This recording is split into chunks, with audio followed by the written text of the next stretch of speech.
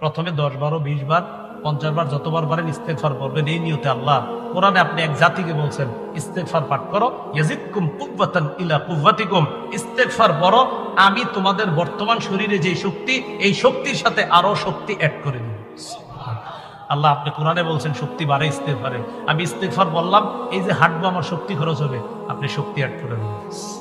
ভাই কোরআনে বলছে ইস্তেগফার বললে শক্তি বাড়ে, তো কেন আমি আপনি বলবো না? মা বোনরা কাপড় ধুইতেছে, শক্তি খরচ হইল, বুদ্ধি দিয়ে দেন এই শক্তি খরচ হবে।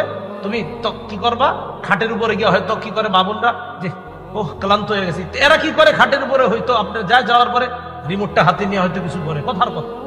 আপনি বলবেন না রিমোট হাতে নিও নাই, শক্তি খরচ হয়েছে। এবার খাটের উপরে বসছো, ফ্যান ছাড়ছো, আস্তে ধীরে কয়েকবার ইস্তেগফার পাঠ করো, যেই শক্তি খরচ হয়েছে এটার ঘাটতি আল্লাহ পূরণ করে।